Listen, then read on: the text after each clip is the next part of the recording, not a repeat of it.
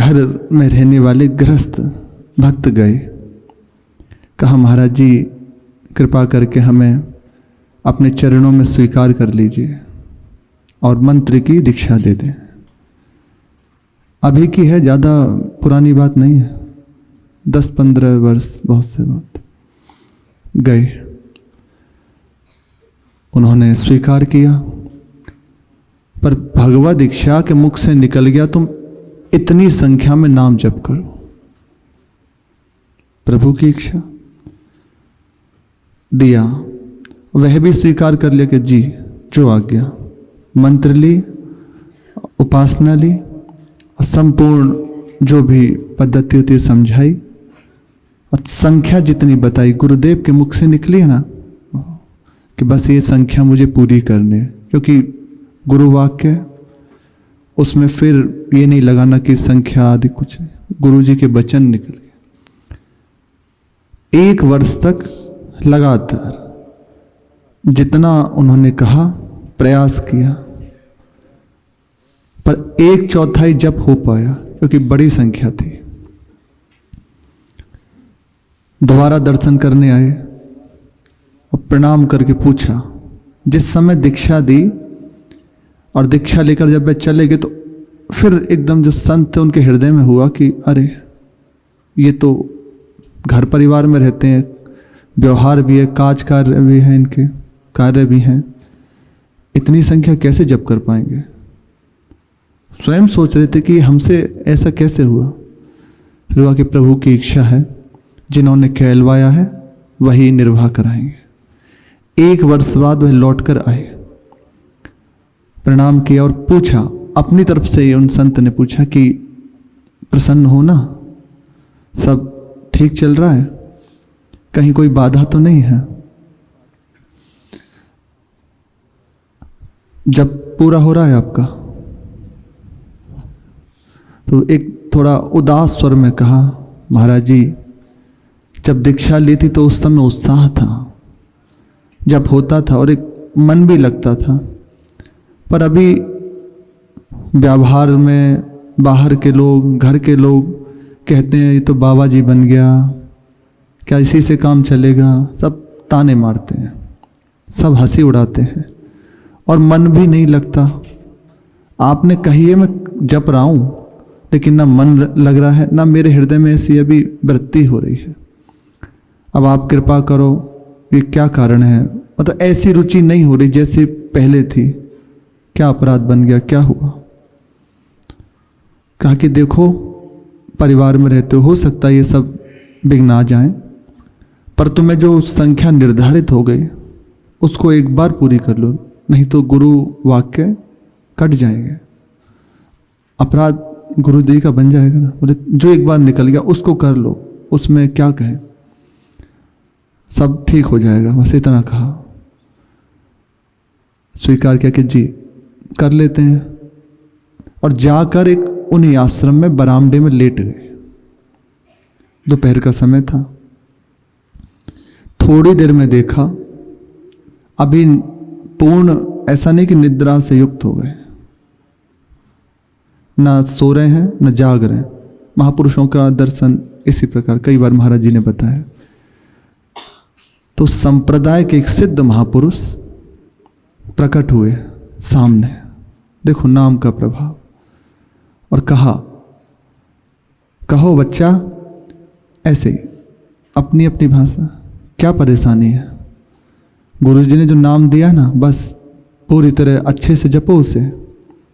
तो स्वप्न ऐसे ही कह रहे हैं, वे अभी चेतना नहीं है और सो भी नहीं रहे कि महाराज जी अभी नाम लेने में मन नहीं लगता, रुचि नहीं होती, पहले जैसा होता था, अभी एक निराशा से हृदय में हो रही है। ये हमारे भी होता है। शुरुआत में जैसे सत्संग सुना या संत का संग हुआ, एकदम दौड़ पड़े। फिर कुछ दिन बाद पूर्व जो हृदय में मलिन संस्कार में बाधा देते हैं, अशुभ है में बाधा देते हैं, भजन करने में विघ्न डालते हैं, लय, विक्षेप, आवरण, इन्हीं के कारण हमें भजन में रुचि नहीं होती। यदि निरंतर भजन किया जाए श्रद्धापूर्वक तो ये लय, विक्षेप, आवरण ठीक हो जाते हैं। बार बार भजन करते हैं, मन लगाते हैं, पर भाग जाता है, विक्षेप हो रहा है, थोड़ी तन्मयता बड़ी बह गए, बार बार कुछ ना कुछ। ये भजन करने से ही ठीक हो जाते हैं। फिर जो मंत्र है और आचार्य हैं, गुरुजन हैं, संत जन हैं, उनकी कृपा दृष्टि होती है। इसलिए श्रद्धा ना छोड़ें, विश्वास पूर्वक उसमें लगा रहे, नाम को छोड़े ना कि पहले तो रुचि बनती थी, अब रुचि नहीं बनती, अब ऐसा आनंद नहीं मिलता, तो हो सकता है नाम में वह सामर्थ्य नहीं। नहीं, आपके जो बाधक हैं भजन में, लय, विक्षेप, आवरण, पूर्व संस्कार, उनको नाश किया जा रहा है। एक एक नाम आपको उठा रहा है, हम भले ना जान पाए। यदि सावधानी पूर्वक नाम जप किया जाए तो प्रतिपल अनुभव होने लगेगा। कहा उन महापुरुष ने कि अच्छा, बोले चिंता मत करो, सब ठीक हो जाएगा,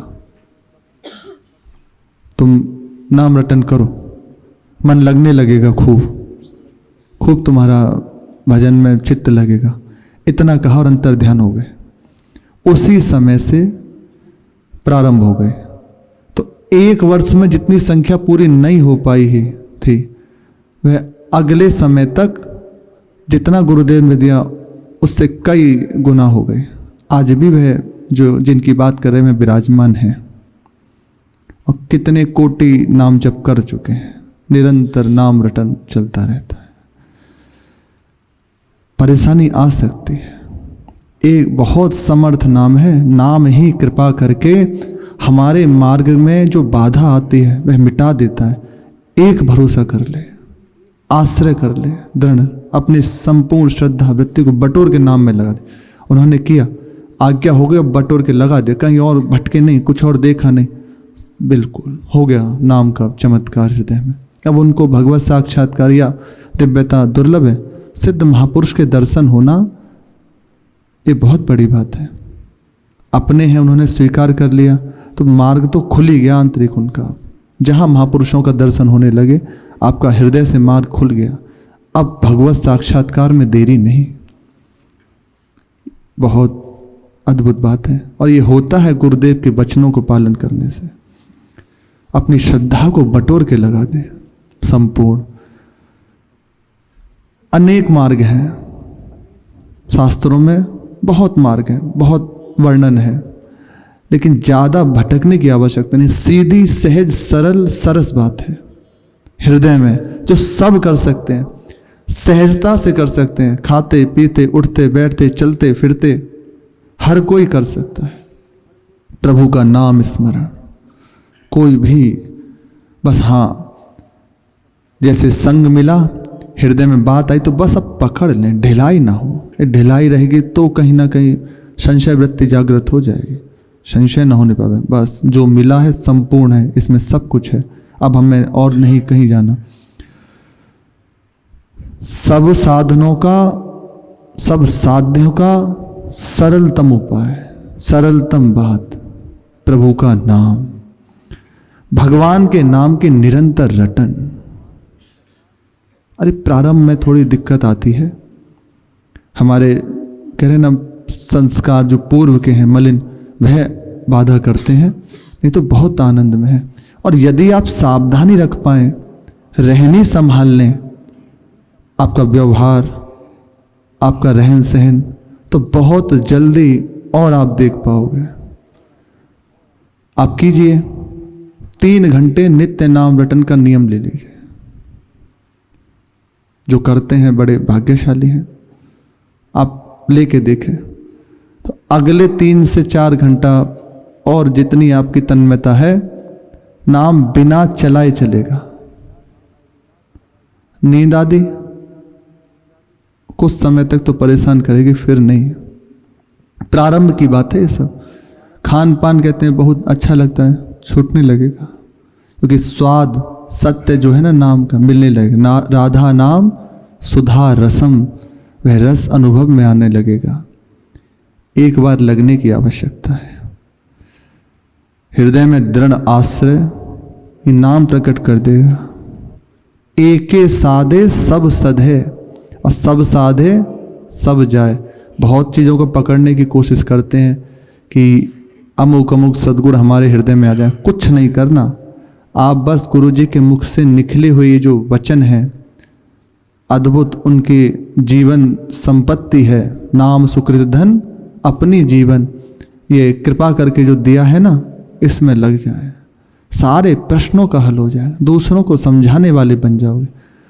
दूसरों को समझाना भी दूर, आपके दर्शन कर लेगा ना, वह आनंदित होना प्रारंभ हो जाए। संतों के पास क्या होता है? भगवत स्मरण से युक्त, अपने भजन में दृढ़, तो उनके दर्शन से ऐसी हमारे हृदय की अशांति, क्लेश मिटने लगते हैं, दुख मिटने लगते हैं, हृदय शीतल होने लगता है संतों के संग से। कैसे? भजन करने वालों का। इसलिए सार बात है, नाम, सच्चा सुख प्राप्त हो जाएगा, सदा सदा के लिए हृदय की अशांति मिट जाएगी। बहुत जो लगा उसने पा लिया, और जो पाना चाहते हैं वह लगे हुए हैं। सच्चा सुख प्रभु के चरण है, वहीं शांति मिल सकती है। नाम, केवल नाम, संपूर्ण भरोसे को बटोर के इसमें लगा दे। भक्तों के संग से ये बात और सहज हो जाती है। जब हम उनकी दिनचर्या, उनकी रहनी, उनकी शैली देखते हैं, उनका प्रभाव, उनके भजन का छठा अंश हमारे हृदय में आ जाता है, तो हमें भजन करने की सामर्थ्य बिना प्रयास के प्राप्त हो जाती है। सत्संग इसे सर्वोपरि है। इसी प्रसंग में श्री मीरा जी का चरित्र प्रभु की कृपा से चल रहा है। सुना, मीरा जी मैरते 1 वर्ष रही, सत्संग, कीर्तन, प्रभु की सेवा हो। 1 वर्ष बाद पुनः चित्तौड़ की ओर श्री मीरा जी अपने परिकर के साथ वापस होने लगे। रास्ते में देखा, चित्तौड़ से 15-20 मील दूर, वह चित्तौड़ की सीमा ही है पूरी उस राज्य की, कि जली हुई खेती, पीड़ित लोग, उजड़ा हुआ चारों ओर वातावरण, कोई उनकी देख रेख करने वाला नहीं। ऐसा लग रहा है कि सब नष्ट हो गया। साधु अवज्ञा तुरंत भवानी, कर कल्याण अखिल के हानि। भक्त अपराध बहुत विचित्र है। जली कुचली खेती, जले हुए घर, मीरा जी का अपराध हो रहा है ना, इसलिए शासन सत्ता ही नष्ट हो गई। जो बचे हैं वह स्वार्थ से युक्त, उनकी बुद्धि विषयासक्त, केवल अपने सुख में सुखी। कैसे भी किसी को भी दुख दिया जाए, मैं सुखी रहूं। तो ऐसा आगे वर्णन है। पूरा राज्य नष्ट होता जा रहा है। जले हुए घर, सताए हुए मनुष्य, पशु, चारों ओर फैली हुई अराजकता, हाहाकार मचा हुआ है। जब तक थी विराजमान तब तक ऐसी स्थिति नहीं थी, लेकिन 1 वर्ष में ही ऐसी दुर्दशा उसकी राज्य की हो गई। चित्तौड़ से कुछ ही दूर की बात है, एक गांव के पास से निकल रहे थे सवारी, श्री मीरा जी और उनका पूरा परिकर। सुनाई दिया स्त्रियों के, बच्चों के रोने की आवाज़ सुनाई दे रही है। असहाय, कि कोई उनकी सहायता करने वाला नहीं। वहाँ उन्होंने सरदारों से पूछा जो साथ थे कि ये क्या है, ये कैसा हल्ला है, यहाँ क्या कारण है, कैसे ऐसा करुण स्वर कैसे आ रहा है। उन्होंने कहा हो सकता है, सरदारों ने बताया कि कोई मर गया हो, इस कारण से ऐसी आवाज़ आ रही है। नहीं नहीं, ये किसी की मृत्यु का स्वर नहीं है, ऐसा लगता है कोई सता रहा है, कोई किसी को पीड़ा पहुंचा रहा है, जाओ जाकर देखो। यहां डांटने के स्वर सुनाई दे रहे हैं, अभद्र व्यवहार कर रहे हैं ना, उसकी आवाज आ रही है। कहीं ऐसा तो नहीं मालवे के मियाँ पास पड़ोस के ही वह मियाँ आ घुसे हो, जाकर पूरी जानकारी लो। उन्होंने हाथ जोड़कर कहा कि सरकार, यदि ऐसा है तो फिर हमें छेड़खानी नहीं करनी चाहिए। हम अपने लिए नहीं कह रहे, पर ये पूरा परिकर है, आप हैं, वह लोग अभद्र हैं, वह किसी की मर्यादा नहीं मानते। कहीं कुछ अनिष्ट करने लगे तो ये ठीक नहीं होगा, हम कहते हैं आप चलिए। मीरा जी, ये होता है भक्त का भगवद आवेश। हम अपनी रक्षा करना जानती हैं। आवेश से युक्त होकर कहा, जाओ, जितना हमने कहा मालूम करके आओ क्या है बात। आंखों से देखते हुए अत्याचार कैसे सहा जा सकता है? बहुत ये उचित नहीं है। आप आंखों से अत्याचार देख रहे हैं, उसे टाल दें केवल अपने स्वार्थ के लिए कि मेरा कहीं अहित ना हो जाए। जाओ, जाके देख के आओ। यदि तुम नहीं जाते तो मैं जाती हूं। और खदेड़ कर उनको दंडित करके सीमा की चौकी जो है उस पर सूचना दो। सवारी रुक गई। एक सघन वृक्षावली, उसके नीचे सब रुके और सैनिक जन, सरदार जन जो मीरा जी के साथ थे, कुछ वहां रहे, बाकी के साथ चले गए उनको देखने कि क्या बात है। लौटकर बताया कि राज्य के ही कर्मचारी कर उगा रहे हैं। कर्जा लेते हैं ना खेती आदि के लिए, अपने घर बार चलाने के लिए, कि वह कर उगा रहे हैं। और साथ में उनके 2 ग्रामीण भी थे उस गांव के। उन्होंने कहा, पहले तो प्रणाम किया धरती पर झुक के, कि अन्नदाता पिछले वर्ष अकाल पड़ गया, जैसे तैसे गुजर किया। इस वर्ष वर्षा हुई तो बीज पूरा नहीं मिला, सब नष्ट हो गया। एक बैल मर गया, वही कार्य में आता अपने, वह भी मर गया।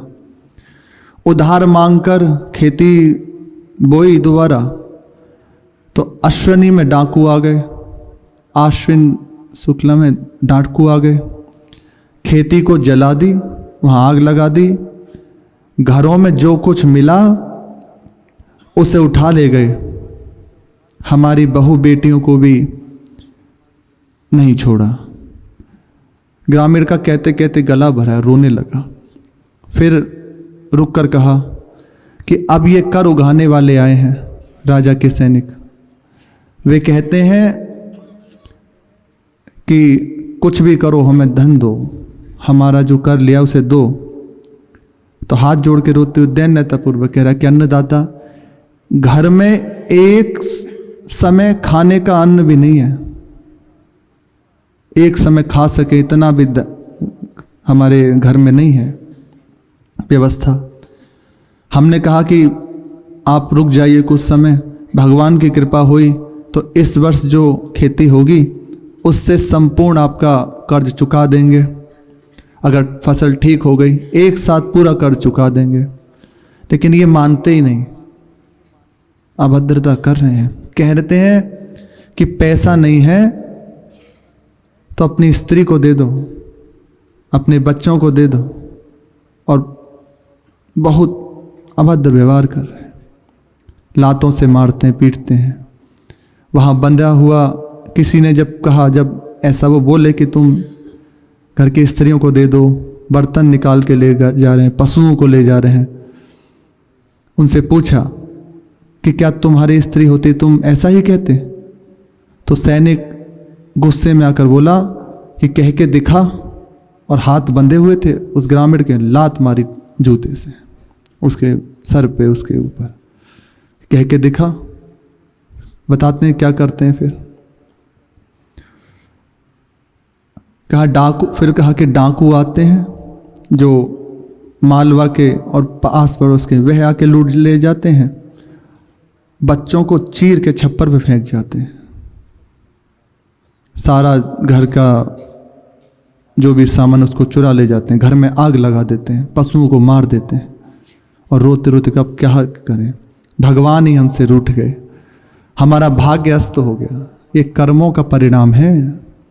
जैसी खेती बोई जाती है ना, वैसा ही परिणाम मिलता है। ये दिखाई दे रहा है कि सामने सताया जा रहा है, कितना वो कष्ट में है, लेकिन जैसे कर्म बने हैं ना, उसका ये सामने आ रहा है परिणाम। इसलिए आज जैसा बोओगे आगे बिल्कुल वैसा मिलेगा। आज भजन कर लोगे तो आगे प्रभु मिलेंगे, और यदि अभी तन्मयता होगी तो अभी अभी प्राप्त हो जाएंगे। सदा सदा के लिए कर्म बंधन नष्ट हो जाए। बहुत बड़ा कर्म का जाल है, केवल संत महापुरुषों की कृपा दृष्टि ही इससे बचा सकती है। भोगने से नष्ट नहीं हो सकता। देख लो, भोग सामने आ रहा है, असहाय असमर्थ, कुछ नहीं कर सकते, हावी है कर्म उसके ऊपर। वो कह रहे हैं हमारा भाग्य अस्त हो गया। हमारे जो धनी थे अर्थात सांगा जी, भोजराज जी कैलाश पधार गए। अब इतना अन्याय होता है कि पहले कभी नहीं हुआ। पहले हम बहुत सुखी थे, लेकिन अब इतने अन्याय से युक्त है हमारा ऊपर। कितना अन्याय होता है आपको क्या बताएं। सुनकर मीरा जी का हृदय एकदम कांप गया। उनके भी नेत्रों में अश्रु आ गए। संभाल के कहा कि जाओ, ये जो कर उगा रहे हैं उन्हें बुला लाओ, लेके आओ उन्हें। गए और लौटकर उनने कहा कि मर्यादाहीन हैं वे, किसी की कुछ नहीं सुन रहे, और कहते हैं कि हम कोई मैर तरणी जीसा को नहीं जानते। मीरा जी के लिए मैरते से है ना, उनको नहीं जानते। हम अपना काम कर रहे हैं, हमारे सेवा में, हमारे कार्य में विघ्न न दिया जाए। जाकर कह दो आप उनसे, हमें फुर्सत नहीं है। इतना कहा तो और क्रोधित हो गए मीरा जी। कभी क्रोध नहीं आया तो परिकर वो देख रहा है कि इतने समय से 24 वर्ष की अवस्था है, आज तक क्रोध करते नहीं देखा, पर अत्याचार सहा नहीं गया कि क्या इतना सामर्थ्य। मीरा जी रथ से उतर गई और रथ से जो हथियार थे उसमें से एक तलवार निकाल ली कि चलो हम देखते हैं उन्हें।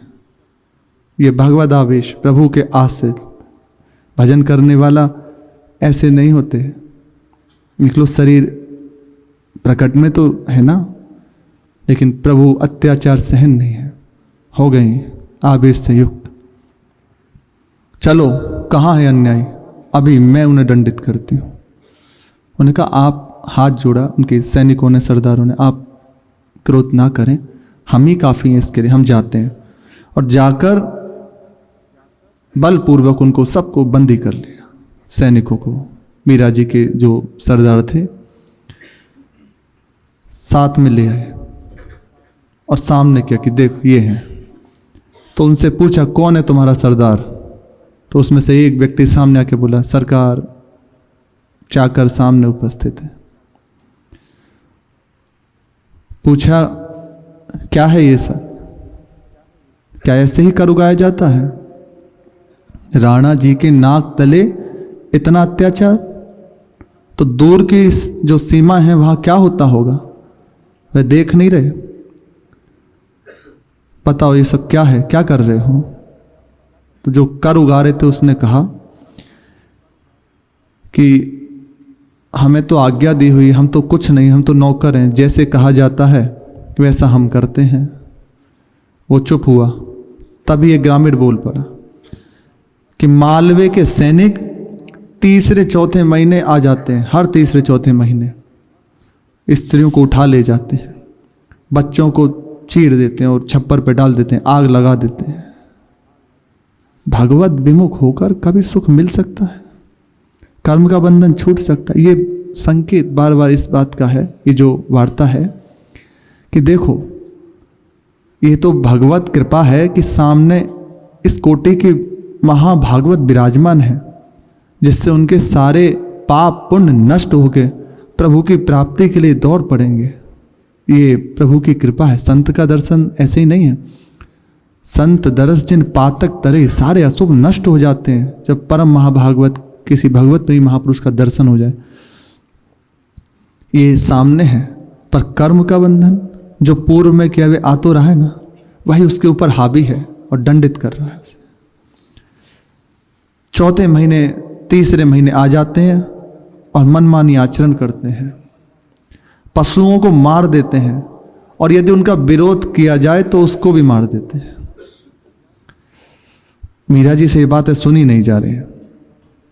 ऐसे लंबी सांस छोड़ी, कहा ऐसे राजा कै दिन टिकेंगे विक्रम सिंह के लिए, जो प्रजा के पेट को अन्न और आंखों के शांति न दे सके, निश्चिंत नींद न दे सके, कितने दिन इनका राज्य रहेगा। वहां से बड़ी आगे संघी परिकर चल रहा है, देखा कि 15-20 आदमियों को बांधकर एक साथ और एक जगह जैसे किसी गट्ठर को डाल देना, ऐसे डाल दिया गया है एक ही जगह। उनके घरों से अन्न, बर्तन, पशु निकाल के बाहर फेंक रहे हैं। स्त्रियां रोती हुई खड़ी हुई हैं, मुख में तृण दैन्यता का सूचन है, किसी लायक लिया हुआ है, हाथ जोड़कर बार बार विनती कर रहे हैं, छोड़ दीजिए, रो रहे हैं। उन्हें वे लोग गालियां देते हैं, ठोकर मार रहे हैं पैरों से और खुश हो रहे हैं, प्रसन्न हो रहे हैं इस दशा को देखकर। बच्चे डरे हुए और भीतों से, पेड़ों से चुपके हुए हैं, रो रहे हैं। पेट बड़े हुए हैं, असहाय, भूख से व्याकुल चित्त पेट, कोई बस नहीं। जो वहां देखा कि एक 20 वर्ष की अवस्था की एक नई स्त्री है, उसकी साड़ी फटी हुई और ऐसे घूंघटा बांध के मुंह हिलकियां ले लेके रो रही है। अब क्या करें उसका कोई? तो उसके पति से जो सैनिक थे वो कहते हैं, यदि कर्जा नहीं चुका सकते तो ऐसा करो, हम इन्हीं को ले जाते हैं, सब माफ हो जाएगा। केवल भगवत कृपा। इसीलिए कह रहे हैं ये संत महापुरुष दुखी होके, इसीलिए कहते हैं क्यों अपने समय को व्यर्थ गवा रहे हो, कोई तुम्हारा सहायक नहीं है। आज दिख रहा है कि तुम बहुत प्रसन्न हो, लेकिन कल ऐसी स्थिति आ जाएगी, कोई तुम्हें बचाने वाला नहीं होगा। अभी तक ऐसा सुना गया है कि डाकू आदि आ जाते हैं और ऐसी दुर्दशाएं होती हैं, कोई बचाने वाला नहीं है, केवल प्रभु का आश्रय। इसी समय यदि भगवद आश्रय होता तो बार नबा को होए भगत को, जो को कोटि उपाय। कितना भी कोई कुछ कर ले, सामर्थ्य नहीं कि भक्त की ओर दृष्टि उठाकर देख सके। भगवान ऐसी नौबत ही नहीं आने देते, वह स्वयं आगे जाके खड़े हो जाते हैं। लेकिन सुख के दिन होते हैं तो हम भूल जाते हैं कोई भगवान भी है। अहंकार से युक्त हुए, हाँ कौन भगवान, सिद्ध हो हम बलवान सुखी, मैं ही सिद्ध हूँ, मैं ही सब कुछ हूँ, मेरे आगे कोई नहीं, मेरे से बढ़ के कोई नहीं, भूल जाते हैं। और जहाँ जब ये दुर्दशा सामने प्रकट होती है, दुख का स्वरूप प्रकट होता है, तो कोई सुनने वाला नहीं। खूब चीखते रहो, रोते रहो, वहाँ भोगना पड़ेगा जो तुमने किया है। इसलिए आज भी भगवत मार्ग में चल रहे तो बहुत होश से चलो। आज आनंद में जीवन दिख रहा है कि बहुत लोग हैं, भजन कर लेंगे, आगे लायक नहीं रहेंगे। ऐसी ऐसी अपराध में वृत्ति जागृत हो जाएंगी, एक बार नाम लेने की सामर्थ्य नहीं रहेगी। बिल्कुल सावधानी पूर्वक गुरुजनों की अवहेलना, संतों की अवहेलना किसी लायक नहीं छोड़ेगी।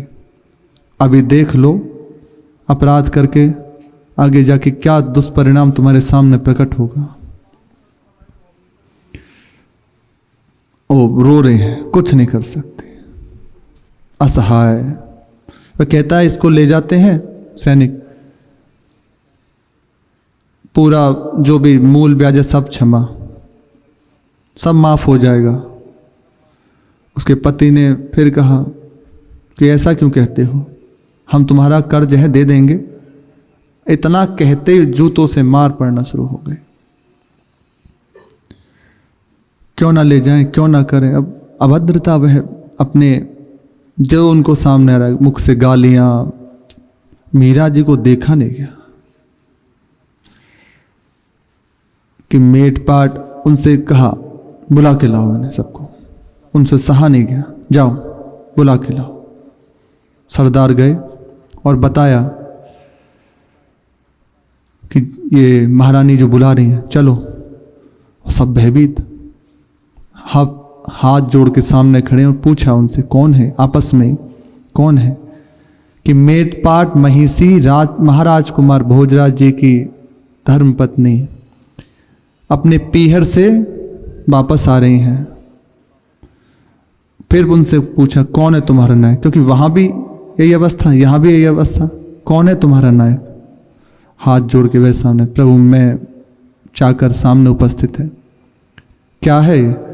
उसे लगा कि सामने भगवती दुर्गा खड़ी है, अब मेरा विनाश निश्चित है। अंदर विचार हुआ कि ये अब निश्चित, मेरा काम अब तक पूर्ण हो गया।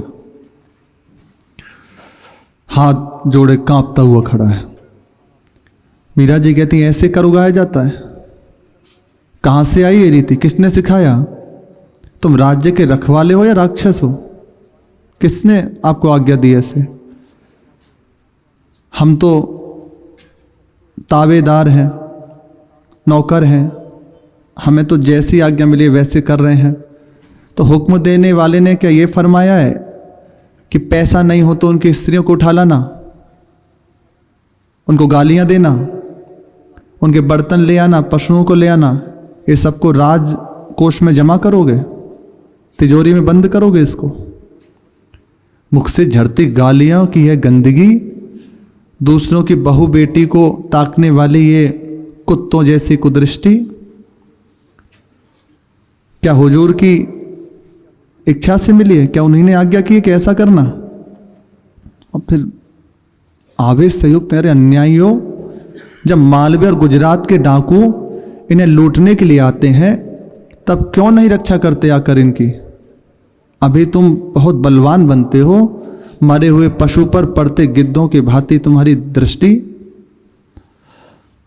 अपने क्या मुख दिखाओगे? अपने बापों को क्या मुख दिखाओगे? दोनों भाव हैं। अपने प्रभु को क्या मुख दिखाओगे? या इन सबको दिखाओ, क्या मुख दिखाओगे बाद में जब तुम्हारे सामने परिणाम आएगा? किसे मुख दिखाने लायक रहोगे? इसलिए बहुत होश में रहो। ये दुबले पतले, इनको तुम अपना रौब दिखाते हो, सावधान हो जाओ। मीरा जी जब प्रारंभ हुई, किसी के सामर्थ्य नहीं बोल सके सामने। यदि तुम ना बताओ, यदि राजा को सामने ये सब स्थिति है, बताओ ना तो उन्हें कैसे पता चलेगी? कर्मचारी राजा के नेत्र होते हैं, वह इसी से जानता है कि हमारे राज्य में क्या हो रहा है।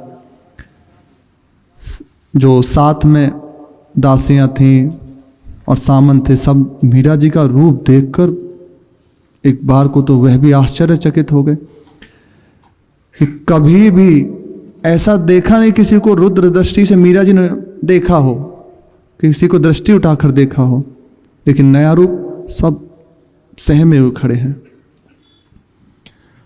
फिर से उन्होंने कहा, अन्नदाता, यह सब बातें निवेदन करने का अधिकार महामंत्री जी को है, हम छोटे लोगों की वहां तक पहुंच नहीं है। जो सरदार था उसने कहा, यदि हम खाली हाथ लौटें तो हमारी खाल उतरवा ली जाएगी, हमें भी थोड़ी बख्शा जाएगा, भूसा भरवा दिया जाएगा हमारी खाल उतरवा के। कर्मचारी के नायक ने ऐसे हाथ जोड़कर कहा, बोले इसलिए स्त्रियों को ले जा रहे हो कि कर की राशि नहीं मिली तो ये इनको सामने कर दोगे? एक बार अपने घर की बहू बेटियों की तो याद कर लो। क्या तुम इनकी जगह होते तो ऐसा ही करते? हृदय की क्या दशा होती तुम्हारे? और कुछ ना मिले तो इन्हीं की आंतों को निकाल ले जाओ, यही कर के रूप में जमा कर देना। कितना कर्ज है इस गांव का? 700 रुपये उस समय।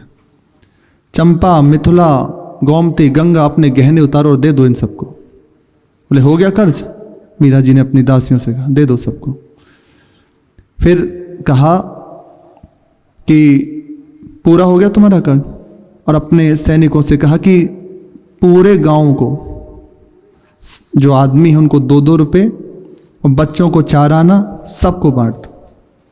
जितना भी धन साथ था सबको बांटा, सब प्रसन्न हुए। और फिर डांटा मीरा जी ने गांव वालों को और स्त्रियों को। शेष चर्चा आगे। श्री राधा वल्लभ लाल की जय।